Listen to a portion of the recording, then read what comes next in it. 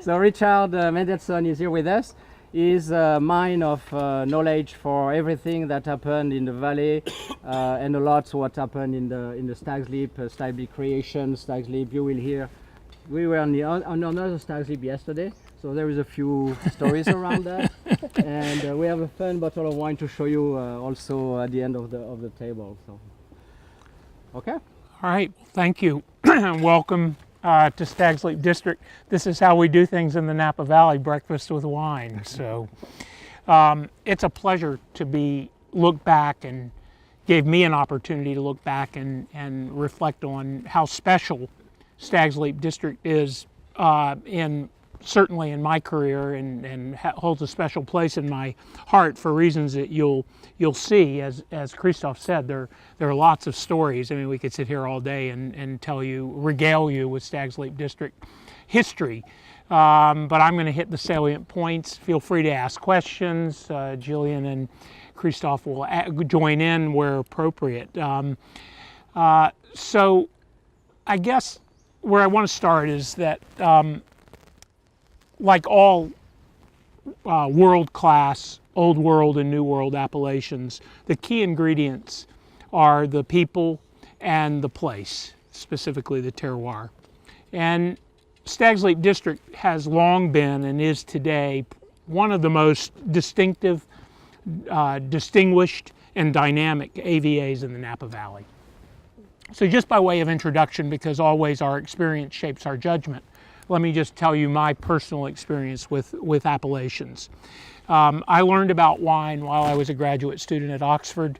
My college, Magdalen, underneath all the buildings in the college are wine cellars. And your access to the wine cellar depended on the length of your gown. I was a graduate student. You bought the wines at cost plus 6%. That was not 6% per annum. That was 6% period, and it was wonderful, the wonderful experience, and I got hooked. After that, I studied at the London Wine and Spirit Education Trust so I could have some kind of degree. And then I moved to Burgundy, which were my favorite wines, and I worked for Bouchard et Fils. So my job was to take our foreign trade buyers around the vineyards, all the Bouchard vineyards, explain the appellation system, taste the wines, and then hopefully close the deal. And as a result, I learned a lot about the AOC system. After that, I returned to the States, and I thought I was leaving the wine industry behind. I studied law at Stanford nearby. And my timing, unbeknownst to me, was just by mere happenstance, was perfect, because this was the time after the Paris tasting of '76, increasing use of appellations, geographic designations on wine labels in America in the late 70s, when we developed our own appellation system. And I was working at the Wine Institute at the time, the Trade Association of California Wineries, and I was involved in that formative stage of devising the rules that would govern how American appellations, and particularly American viticultural areas. So my first AVA project was in Temecula Valley, and my second, while I was still living near Stanford, was Stag's Leap District. It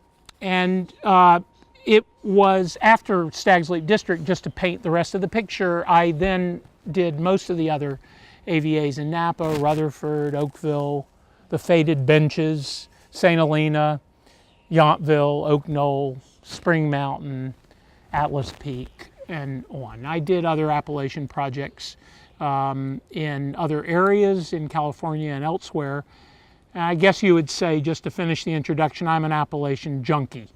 I now teach a class at Berkeley where we have a wine law and policy program on appellations for every product imaginable. Coffee, tea, handicrafts, cheeses, cigars. And it's one of the most popular classes at Berkeley because every product we deal with, we have a tasting. Or it may be a visual. You know, if it's a textiles, we'll have visual. But most of the products we're tasting. So looking back, it was like yesterday to me, the hospitality, the friendship, the professionalism, and the seriousness of purpose of everyone who got together to form the Stags Leap District appellation kind of impressed me still to this day. And what a cast of characters it was. The chairman of the petitioning group was John Schaefer. Clos Duval, represented by then Bernard Portet. Phelps, by now deceased Joe Phelps. Stelzner, Dick Stelzner. Pine Ridge Winery, represented by Gary Andrus. Robert Mondavi Winery, even though they don't have a winery here, they own vineyards to the south, represented by Tim Mondavi, and coupled with growers, Peter Candy, Cy Foote, Ernie Ilsley, Angelo Rigucci, Where You're Going to Be, Norman Robinson, Harry C., and Susan Vineyard. It was a good group of people. Everyone knew the area was special. It was up to us to prove it. And the way that's done is that and I'm sure you know this, so it'll be all of 2 sentences, but our federal government, particularly the TTB, the Alcohol and Tobacco Tax and Trade Bureau, and the part of the Treasury Department that regulates our industry, runs the appellation program. And basically what they require are 2 things to boil it down to the essence. They require an historically accurate name for an area. It doesn't have to be a wine name. It doesn't have to come out of wine history. It can be a Native American name. It can be the name of a school district, but it has to apply to the area without being over-inclusive or under-inclusive. So it's an art to pick the right name. And then you have to show that the area that you're proposing is viticulturally distinct from the surrounding areas. Those are the 2 requirements. In the case of Stags Leap District, both of them presented challenges. So I want to deal with both of them in turn. Let's start with the name. The obvious choice for the name of the area, and we had a year-long session of deliberations with our petitioning committee in 1984 before we petitioned in 1985. So this is a year's worth of study and deliberation. The obvious choice of the name was Stags Leap, because if you look at the maps on which AVA boundaries are demarcated, which are USGS, United States Geological Survey, 7.5-minute topographic maps, Stags Leap, the name, it appears on the map for the Palisades behind us. So it was already a distinctive geographical feature that was used on maps. So I felt very confident as the advisor to the group that Stags Leap was the right name. It was not only accurate, it was colorful. As you can see from the Stags Leap winery labels in front of us, you see the picture of the stag backed up on the precipice of the Palisades. Hunters cornered the animal that either has to await its fate but decides instead to leap. Either to leap to safety or leap to its death. No one knows. What a great story. But in fact, I never was able to prove where that story came from. None of us could. But we did find several other possibilities for derivation of the Stags Leap name that are equally as less colorful, but certainly possible. A man to the south, down towards Chimney Rock and Clos Duval, was named William Staggs, S-T-A-G-G-S. So Stags Leap is part of the story of the apostrophe, which we'll get to in a minute, but it's also a story of the G's. Is it Stags with 1 G or 2 G? It could be that Stags Leap was named originally by Mr. Staggs. Alternatively, and quite possible, a leap in British and American lingo is a place name. So there has always been a lot of deer in this area, so the possibility of a Stag's Leap as a place where the stags hang out is an equally possible name. Who knows? Who cares, after all, in the end? We now know this place is Stags Leap District. So our internal stories. Yes, please, tell me. That OHAs was looking for a name. So you know the story. This is where legend Exactly. goes to really story. That we don't know. But what we heard here is that Rachel was looking for a name for this beautiful place, and he looked for stories, history, legend, and he found a legend about Indians, the Wapos, local Indians, chasing a stag, and the stag disappeared, and they never found it, and it became a legend for the Indians. So that is We're going to stick with that story. Exactly. Surviving, right? It's a good story, and we put all these stories in our petition to the federal government to show that the name, but the main point of evidence was that it's used on the map itself. The real problem wasn't the selection of Stag's Leap as the name. The real problem was that the name was already in usage on brands, and not just one brand, but two. So remember, we're petitioning in 1985 when we filed, and dating back really to the founding of Stag's Leap Winery and Stag's Leap Wine Cellars in the early 70s. Both Warren Winiarski and Carl Domaney of their respective wineries chose the name as the brand of their wines. And they fought over the name because they started using it. Believe me, I studied this thing in so much detail. And I'm not going to go into that detail, but virtually at the same time. And when that happens with a trademark, and a trademark represents the right of exclusive use, distinguished from an AVA name, which is a collective use, okay? But it started with this claim of exclusive use, then you fight over the name.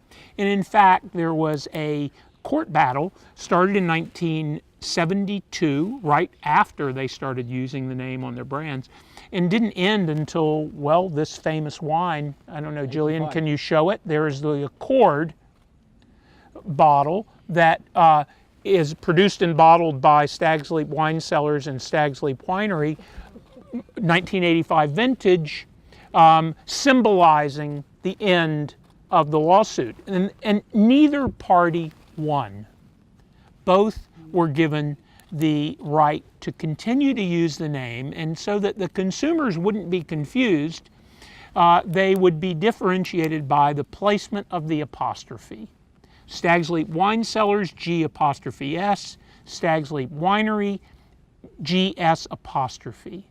Well, we came in relying on what's written on the map with STAGS, no apostrophe. So now you have three different variations of the Stag's Leap name to differentiate one from the other. However, that did not satisfy, in particular, Warren Winiarski of Stag's Leap Wine Cellars. Warren thought, as many brand owners who think that their wine really established the reputation of the region, because that is what Warren believed and probably still believes, he said that the group of growers and vintners that wanted to recognize the area were going to be confusing consumers.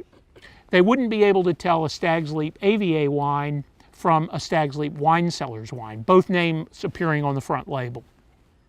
And that if perhaps one of those wines, not his own, was not up to snuff, it would tarnish his reputation. Tarnish is a legal term in intellectual property. It would tarnish his reputation.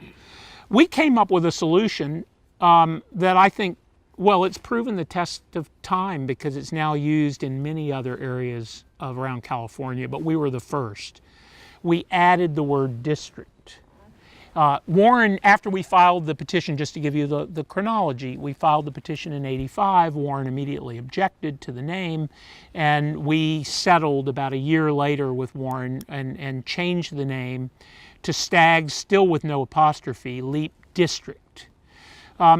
I liked it because, having come from France, where you have Chateau Margaux and you have Margaux AOC, right? I mean, so the distinction of appellation d'origine contrôlée, we don't say AVA, but district implies an area, not a brand.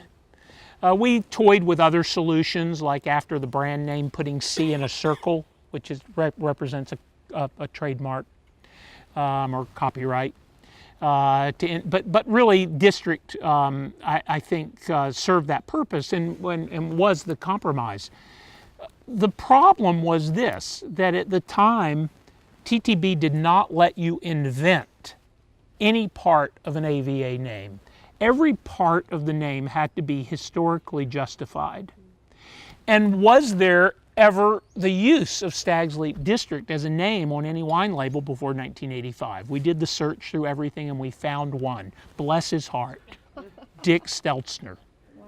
Dick, for those of you who don't know him, is he's a farmer at heart, and he's an innovator, and he's got lots of interesting ideas. And one of his first ideas, really dating back to the very beginning, if not before, of our appellation system, was that we shouldn't have the federal government involved in appellations at all. It should be run by the state and locals. And he had an idea of forming what under California law is called a special assessment district. We have them for things like mosquito abatement districts and all these other special districts for special purposes. And he envisioned Stag's Leap District, which he put on his back label, as a California district with its own taxing authority. It would tax all the vintners and growers in the area, and it would have its own winemaking and viticultural standards, a lot like French AOCs, the controlled systems of the old world. Well, it fell on deaf ears. He could not get that program agreed to, but he did use on his back label Stag's Leap District, and that became our historical proof to TTB that the name had been used and then ultimately was accepted. I think Dick didn't know it, but he was prescient, about what would unfold. So that solved the name issue. And as I said, I just, a few years ago finished the 12 Paso Robles AVAs, and we use district almost for every one. I used it at Spring Mountain, I used it at Oak Knoll, other places, because there's an Oak Knoll winery in Oregon, as you know, and this is Oak Knoll District of Napa Valley. So we have to be able to distinguish carefully between a brand and an AVA. Okay, that's the first part of the equation. The second part of the equation has to do with the boundaries. And as I said before, you have to show that the area is viticulturally distinctive from surrounding areas. So the first thing we did as a petitioning group is we hired experts. We hired experts, one expert from UC Davis in geology and geography and soil science, a pedologist. And then we also hired a climatologist. Based on their studies, I learned a new word in the field of geomorphology that I think perfectly captures what happens in this area and what makes Stag's Leap District so distinctive. And it's absolutely unique. I've never seen it anyplace else in any wine growing area. And the word is, and I didn't know what it meant before, I'm not expecting you, I'll tell you what it means, maybe you already know, orography. Orography.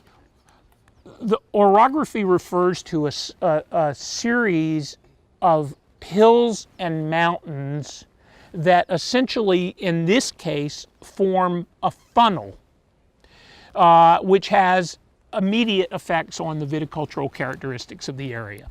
So it's very unusual in Napa Valley to see any hill or uplifted area between the Silverado Trail and Highway 29. Yountville Hills, maybe some to the north, but what's happened here is that where Pine Ridge and over that set of hills is another set of hills that divides essentially this area from the rest of the valley floor proper. We call it the Pine Ridge Knoll or the Silverado Knoll.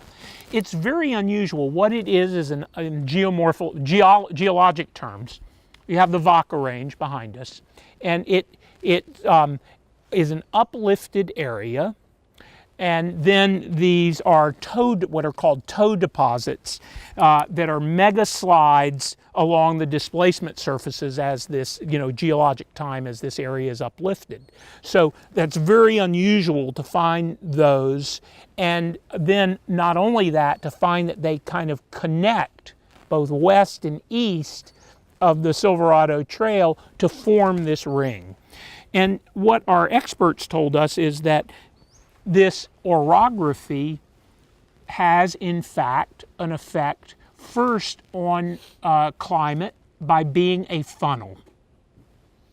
A funnel for the cooling maritime breezes that come up from the San Francisco Bay and that flow into this region. We mapped it. Now at the time, I just want to say one thing before we go on about orography.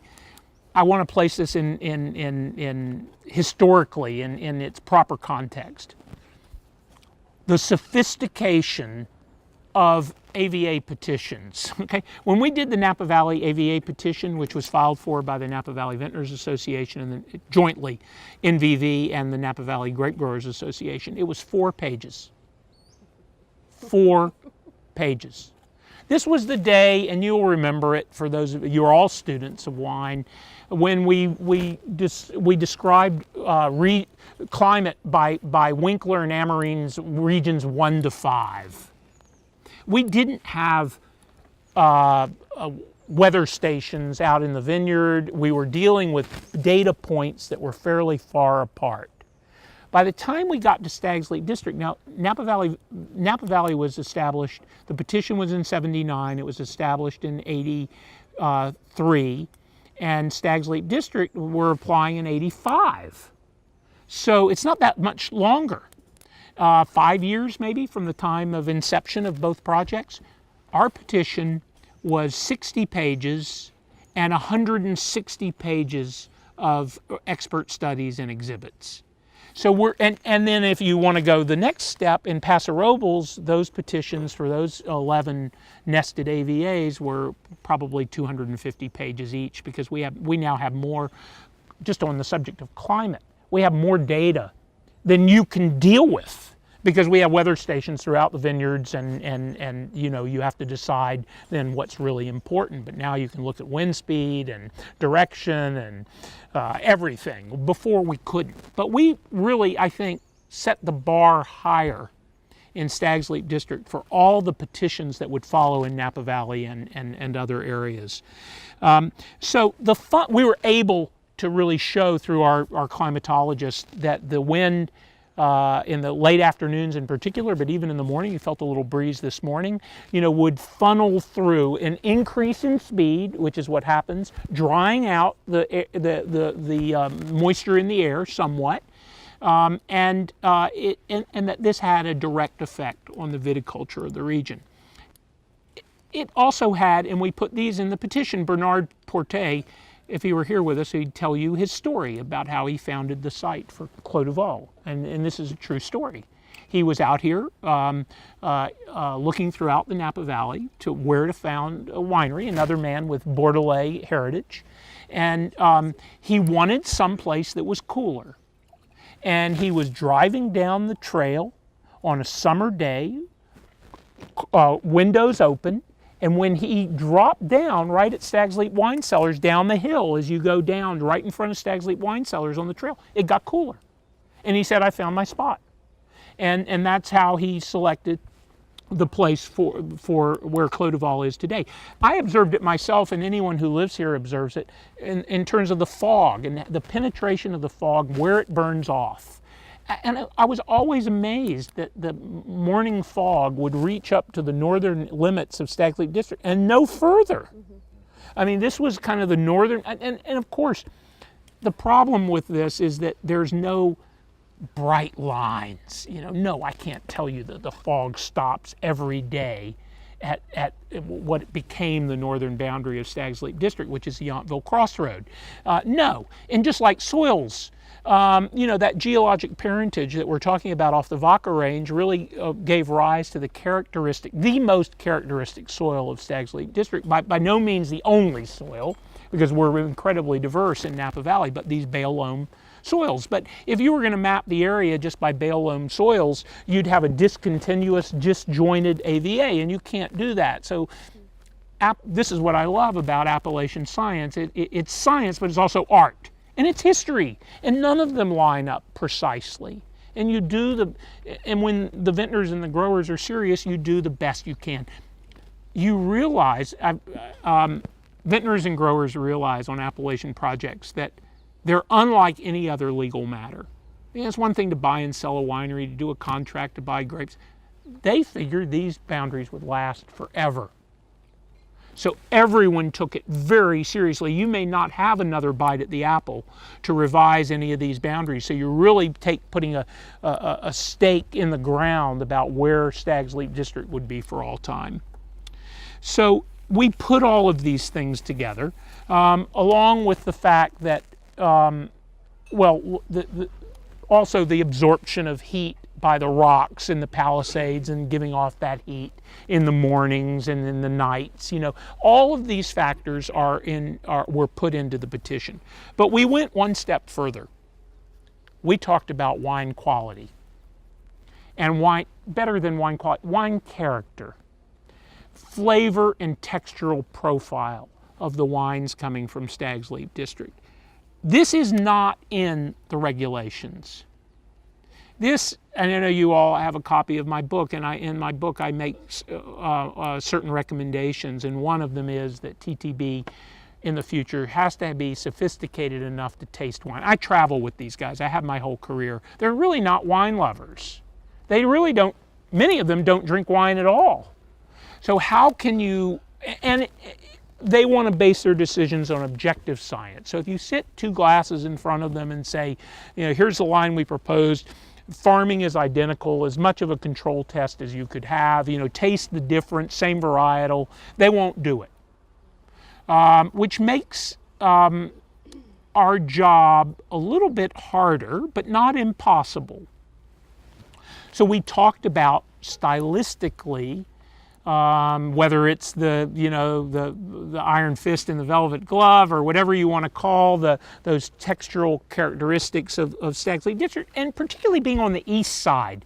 These wines in this area were made famous, in my view, by Nate Fay, particularly for Cabernet. He was the first person, Nathan Fay, behind Stag's Leap Wine Cellars, to make a wine. He inspired Warren to buy Stag's Leap Wine Cellars and plant there in the first place. And even Andrei Chelichev of BV fame on the west side, who preferred generally the west side of the valley, he adored Stag's Leap District, because what he found was that again, this coolness, this suppleness, along with the extraction and the textural characteristics of the wine, Andre, it was really, because I studied his views, he never really espoused what appellations exactly, but Stag's Leap District would have been towards the top of his list, if not at the top of his list. So we put all of this information into our petition. And filed it with the federal government and waited. The first thing that happened, well, let me just talk about the boundaries we used. The first boundaries we used were the smallest definition possible of the orography of the area. So we were wrapping as close as we can to the ring of hills, and we went peak to peak. We did not, it was peak of hill or mountain around.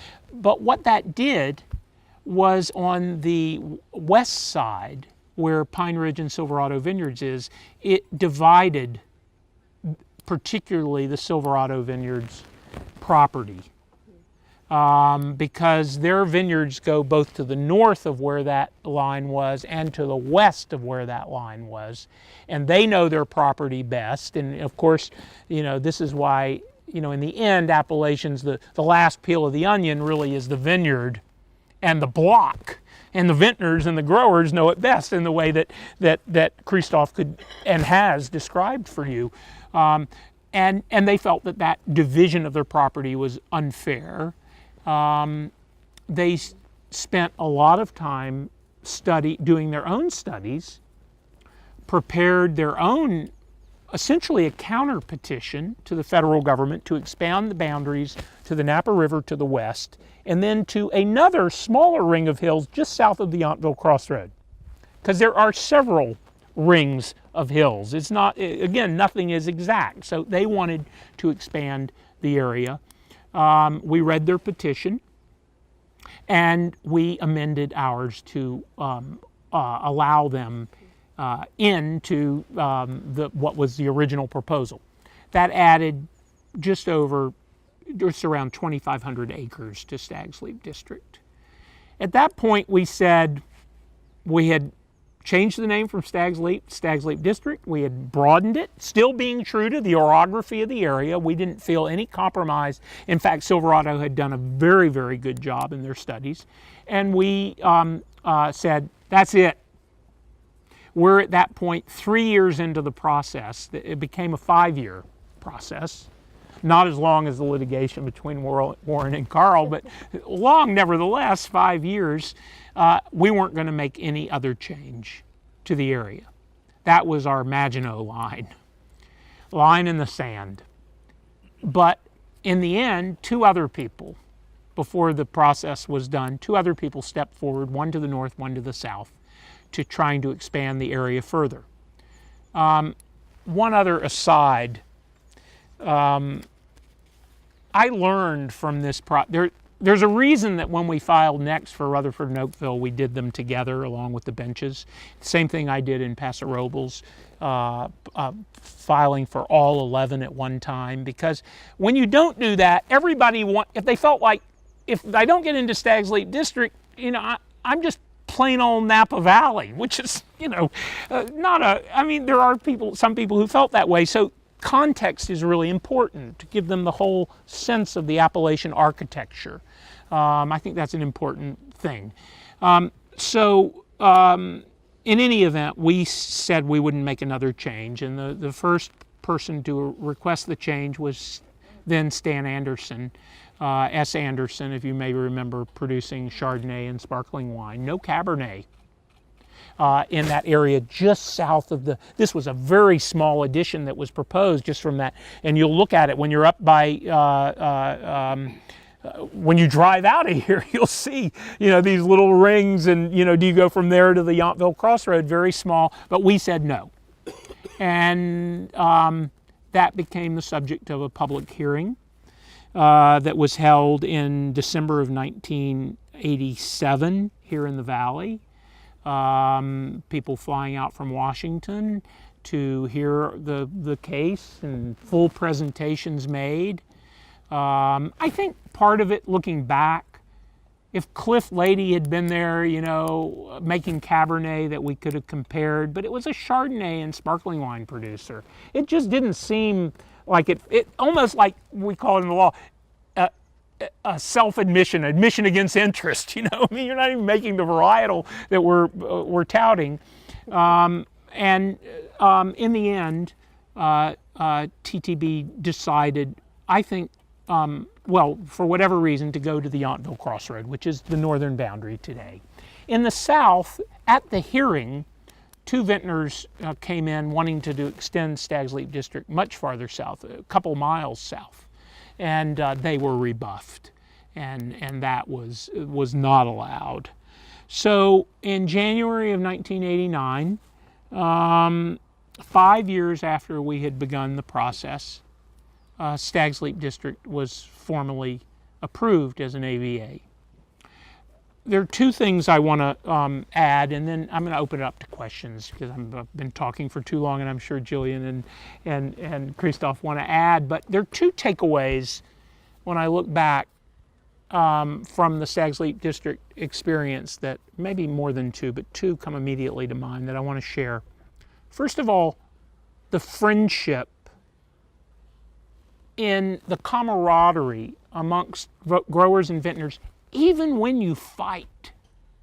It was an honest fight. Everybody was trying to do the best they could to evoke what's special and capture what's special about this region. And when the TTB announced their decision, people were working together immediately. There was no ongoing enmity or animosity. Everyone had put their best foot forward and tried to do the best thing for the Valley. And I found that in other areas, first here, that what really makes, and that goes back to the people, right? That I said make these, because we don't control, our appellation system, as you know, doesn't control viticulture, it doesn't control varietal specificity. You can do whatever you want. So it really does come down to sharing knowledge, working together and evolving, learning and evolving what Stag's Leap District represents.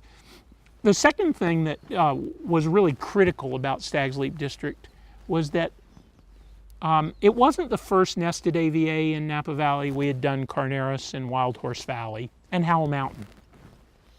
But it showed that the valley was going to continue to be, let's call it, subdivided into nested or sub-AVAs. And we could see that that was happening, and we took steps to protect the goodwill of the Napa Valley as the smaller areas were carved out. And what I mean by that is this. We looked at what was happening in Bordeaux, and Christophe, please weigh in on this because you may have a different point of view, but having spent a couple of years in France, what I had seen and other vintners in Stag's Leap District and Napa Valley saw was that, taking Bordeaux as an example, if you go into a bottle shop today, you rarely see on the Medoc wines, you rarely see the word Bordeaux at all. You see Grand Vin de Bordeaux, you used to. Now it's just, it's Pauillac, Margaux, Saint-Julien, whatever it is. And we thought, if that happens here with Stag's Leap District or any of our other AVAs, we're going to lose the mothership. We're going to lose the name that around the world is still the most renowned name we have, and we don't want to see it. Not to say we wanted to stop the nested AVA movement. We didn't and we couldn't, even if we had wanted to. But we wanted to ensure that the goodwill of Napa Valley would be tied directly to these nested AVAs. So we passed Stag's Leap District was approved in January of 1989. By the end of 1989, we had drafted a state law, now been copied in Sonoma and Mendocino and Paso Robles and Lodi and other places, what we call the conjunctive labeling law. It's a state law that says if you have Stag's Leap District on your label, you must, in direct conjunction with it, have the words Napa Valley. I think it's done very well for us in preserving the goodwill of Napa Valley. And then the final thing I'd say about evolution of AVAs, because I've continued to work with Nancy and other at Stag's Leap District wine growers and with other, always after an AVA, a vintner grower group forms to lead it.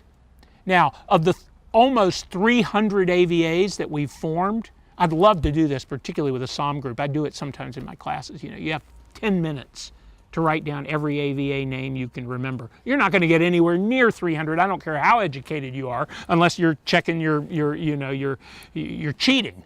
Maybe you'll get 40, 50, but you're not going to get 300. So why is it that some AVAs die on the vine and others don't?